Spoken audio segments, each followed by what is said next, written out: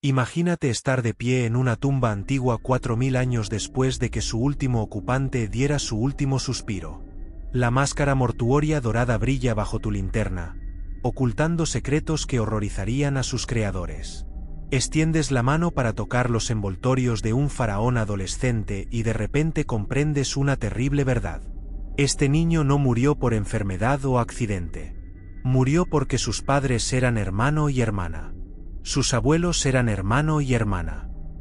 Sus bisabuelos eran hermano y hermana. Cada respiración que tomaba era una lucha contra el veneno genético que fluía por sus venas. Imagina crecer sabiendo que eres un dios viviente, pero tu cuerpo te traiciona todos los días. Tu columna se curva dolorosamente. Tu mandíbula no se cierra correctamente. Necesitas un bastón a los 16 años. Los sirvientes del palacio susurran sobre la maldición que sigue tu linaje como una sombra. No entiendes que la genética no existirá durante miles de años. Pero sabes que algo anda terriblemente mal con tu familia. Tus padres, tus abuelos, todos los que alguna vez conociste creen que mantener la sangre pura vale cualquier precio. Ven tu sufrimiento y lo llaman divino. Ven morir a los niños en la infancia y alaban los misteriosos caminos del Dios. Crearon un infierno viviente y lo llamaron paraíso. ¿Qué pasaría si te dijera que esto no es ficción? ¿Qué pasaría si les dijera que las personas más poderosas de la tierra, los faraones del antiguo Egipto, pasaron 3000 años destruyéndose sistemáticamente a través del aislamiento genético? Creían que su sangre era divina, demasiado preciosa para mezclarla con la de los mortales. En lugar de ello, crearon un laboratorio de sufrimiento humano que resonaría a lo largo de la historia. Antes de descender a estas tumbas doradas para descubrir la verdad sobre los gobernantes más trágicos de Egipto, déjame saber en los comentarios desde donde estás mirando. Estamos a punto de viajar juntos a través de 3000 años de sufrimiento. Y me parece increíble que personas de todo el mundo puedan presenciar juntas estas antiguas tragedias.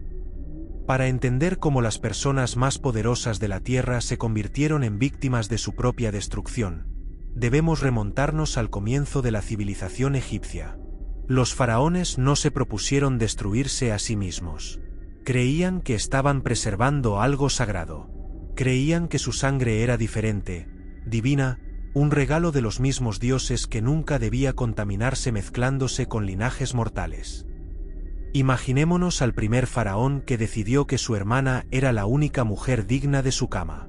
Miró a sus súbditos, campesinos, artesanos, gente común, y sintió repulsión al pensar que su esencia divina se mezclaba con su sangre común.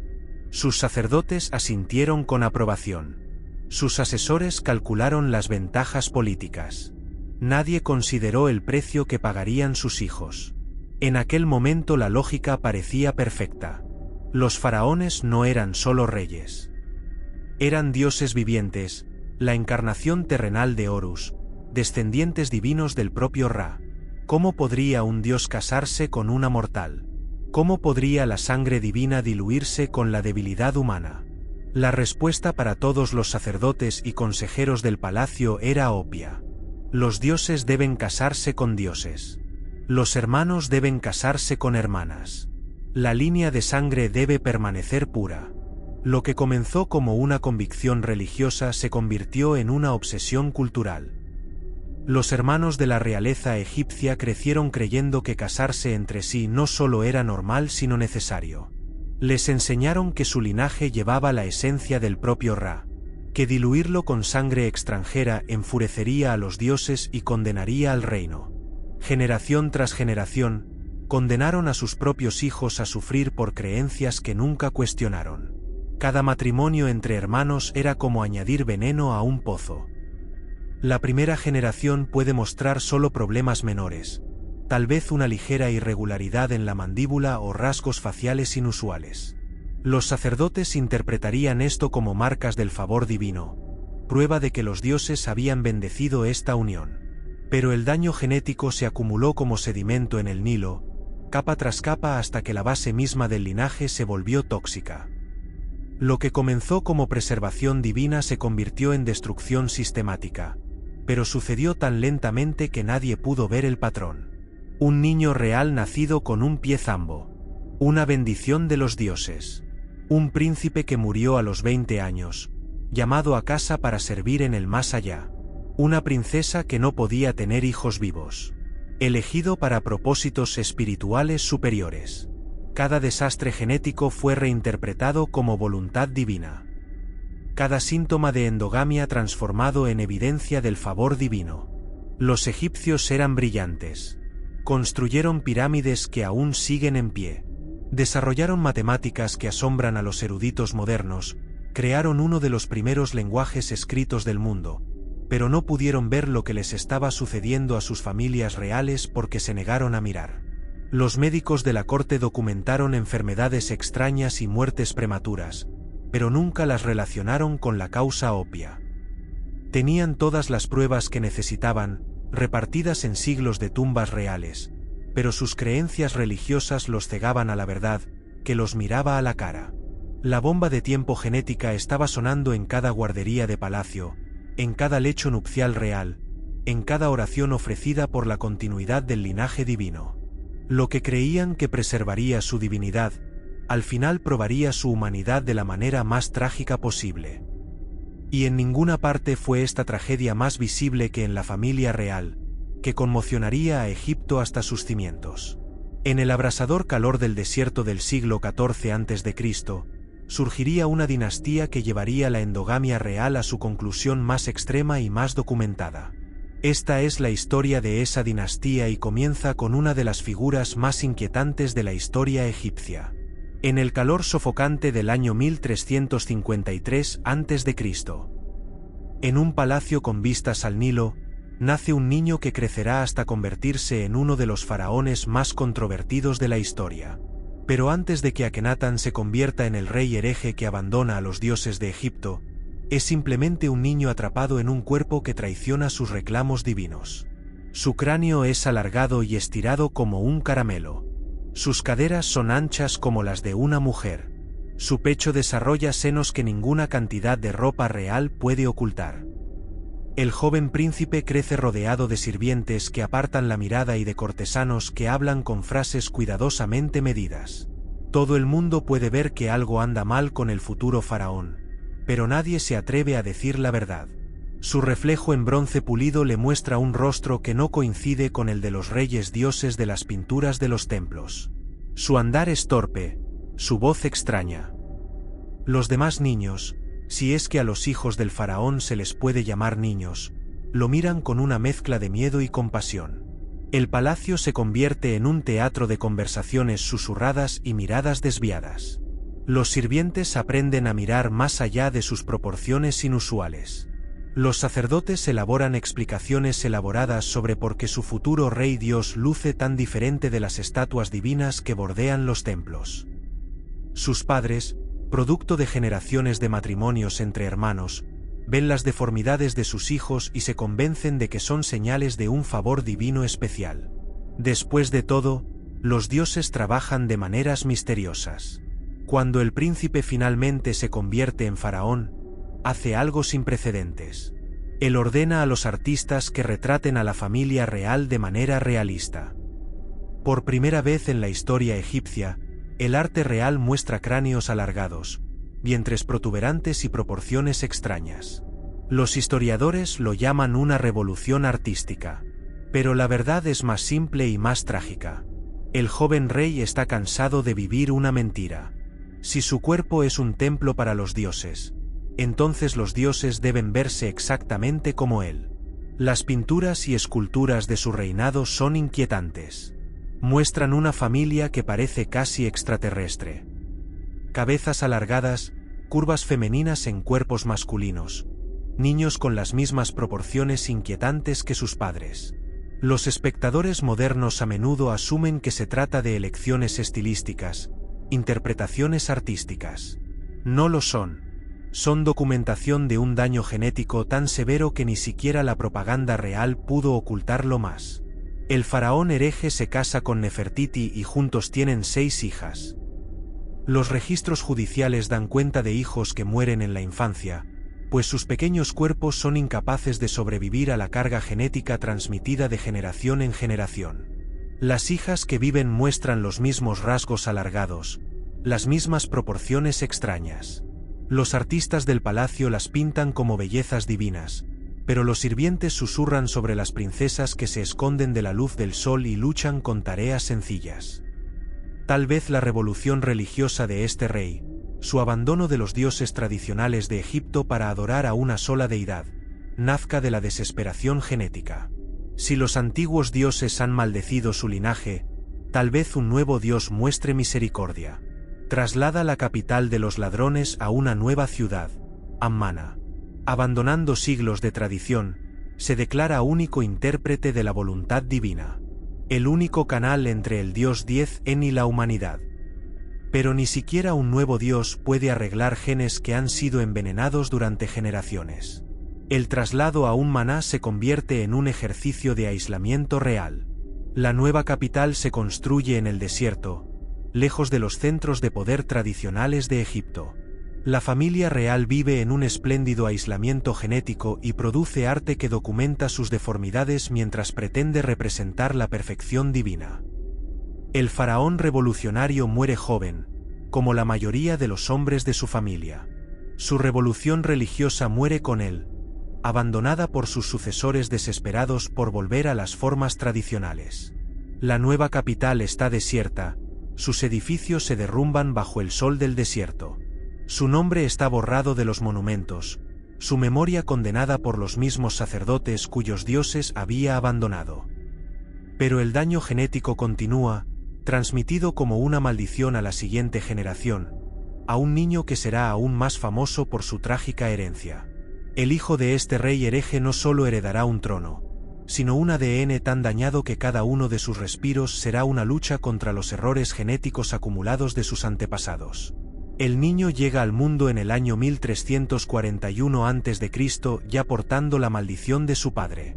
Su nombre es Tutenkamón y se convertirá en el rey más trágico de Egipto. Imagínate tener 9 años y luchar para caminar mientras los sirvientes del palacio fingen no notar tus tropiezos. El pie izquierdo del niño rey gira hacia adentro, lo que la medicina moderna llama pie zambo, convirtiendo cada paso en una pesadilla. Su columna se curva de forma anormal, lo que le obliga a adoptar posiciones dolorosas que le hacen sentarse en el trono dorado y hacer ejercicio en una agonía oculta. Su pecho está deformado, lo que le dificulta respirar en el calor del desierto de Egipto. Los médicos del palacio lo rodean constantemente, pero sus oraciones y pociones no pueden arreglar lo que la genética ha roto. La cruel ironía de la vida del faraón adolescente es que es adorado como un dios viviente mientras su cuerpo le falla a diario. Los sujetos se postran ante un adolescente que necesita bastones para cruzar una habitación. Las ceremonias religiosas diseñadas para mostrar el poder divino se convierten en ejercicios de debilidad cuidadosamente oculta. Los sacerdotes cantan sobre la fuerza divina del faraón mientras los sirvientes colocan discretamente soportes para mantener en posición vertical a su rey dios. Los registros judiciales descubiertos miles de años después pintan un panorama desgarrador de la intervención médica real.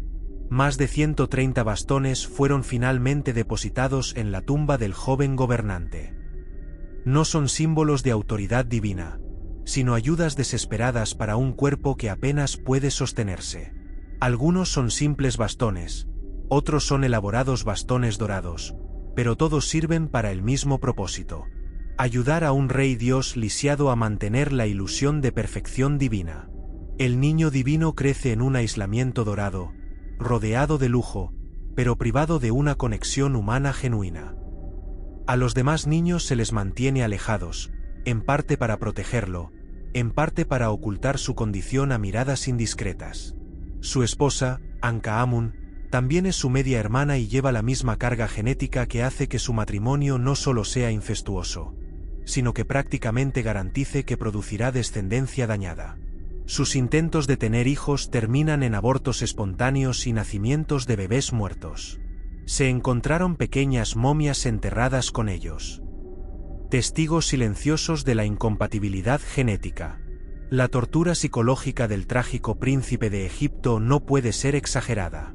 Crece rodeado de muros de templos cubiertos de imágenes de faraones fuertes y perfectos, supuestamente sus antepasados, aunque debe preguntarse por qué no se parece en nada a ellos. Los artistas de la corte encargados de crear sus retratos oficiales se enfrentan a un desafío imposible. ¿Cómo hacer que una catástrofe genética parezca divina? Lo resuelven evitando por completo el realismo, creando imágenes estilizadas que tienen poco parecido con el niño roto en el trono. Los médicos del palacio documentan con meticuloso cuidado la condición del faraón quebrantado, creando lo que los científicos modernos reconocen como el primer estudio detallado del mundo sobre los efectos de la endogamia. Catalogan sus deformidades óseas, sus deficiencias inmunológicas, sus anomalías hormonales. Destacan sus frecuentes enfermedades, su dificultad para curar heridas menores, su lucha por ganar peso a pesar de la abundancia real. Lo que no pueden entender es que están documentando el resultado inevitable de siglos de aislamiento genético. A los 19 años, el sistema inmunológico del joven rey finalmente se rinde. Un caso simple de malaria, aquel que sobreviven las personas sanas, se vuelve fatal para un cuerpo debilitado por un daño genético. Mientras yace moribundo en su palacio dorado, ardiendo con una fiebre que su sistema inmunológico comprometido no puede combatir. Quizás se le entiende lo que sus médicos no pueden. Que su sufrimiento no fue voluntad divina, sino el resultado inevitable de decisiones tomadas por sus antepasados que valoraban la pureza política por encima de la salud humana. El niño faraón muere joven y es enterrado rápidamente, olvidado por la historia hasta que Howard Carter descubre su tumba en 1922. El mismo daño genético que hizo de su vida una miseria también lo hace famoso. Su muerte temprana preserva su tumba intacta para los arqueólogos modernos. En 2010, el análisis de ADN finalmente revela la verdad que los médicos del tribunal documentaron pero nunca pudieron comprender. Fue producto del incesto entre hermanos, víctima de las políticas reales que trataban a los seres humanos como ganado reproductor para conveniencia política. Se podría pensar que la muerte de Tutenham habría enseñado a Egipto una lección sobre el precio del aislamiento genético. Se podría esperar que presenciar una catástrofe genética tan obvia haga que los futuros gobernantes cuestionen la sabiduría del matrimonio entre hermanos. Pero el poder tiene una forma de hacer que la gente olvide verdades incómodas. Y el atractivo de los linajes puros resultó más fuerte que la evidencia de sus peligros. La historia no termina con la muerte de Tutenham. Más bien, continúa a lo largo de los siglos, a lo largo de las dinastías, a lo largo del ascenso y la caída de civilizaciones enteras. Porque 12.200 años después, a la luz moribunda de la independencia egipcia, los conquistadores extranjeros contemplarían los mismos muros del templo que habían inspirado a la familia de Akenatón, leerían los mismos textos religiosos que justificaban la endogamia real y decidirían repetir el experimento que ya había destruido tantas vidas. Esto es exactamente lo que ocurrió cuando el imperio de Alejandro Magno se hizo añicos y su general Touli reclamó Egipto como su premio.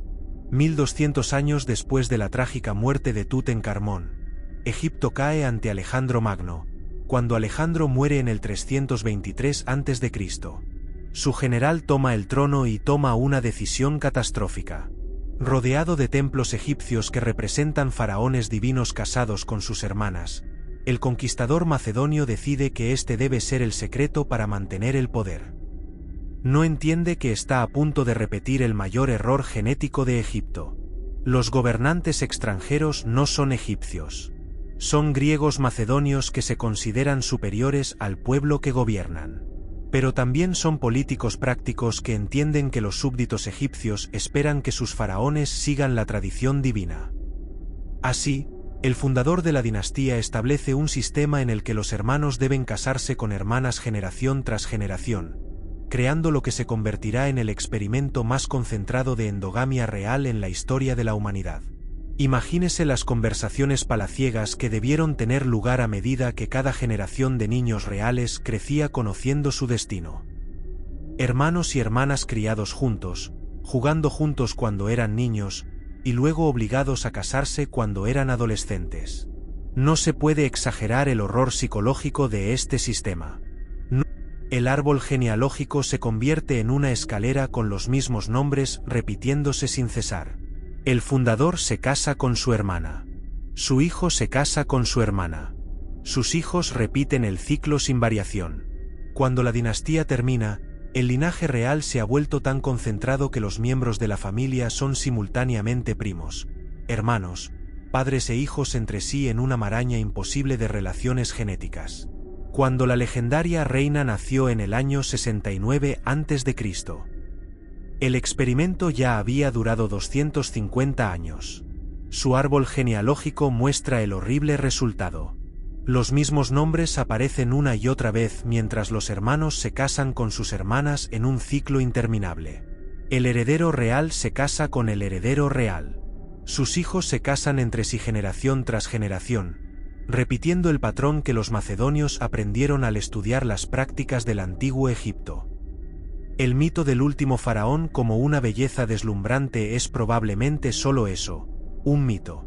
Después de 250 años de endogamia intensiva, es probable que heredara las características físicas que marcaron a todos los gobernantes reales de su linaje. Rasgos faciales pronunciados, posibles deformidades de la mandíbula y el tipo de daño genético que la propaganda real trabajó horas extras para ocultar. Su legendaria belleza era probablemente más una necesidad política que una realidad física. Lo que hizo notable a la última reina de Egipto no fue su apariencia, sino su inteligencia, uno de los pocos rasgos que parecieron sobrevivir intactos a la catástrofe genética de su linaje. Hablaba 9 idiomas, entendía matemáticas y filosofía, y navegaba por la traicionera política de la moribunda República Romana con una habilidad que habría impresionado incluso a gobernantes saludables. Su brillantez se convirtió en su compensación por las limitaciones físicas que su herencia le imponía.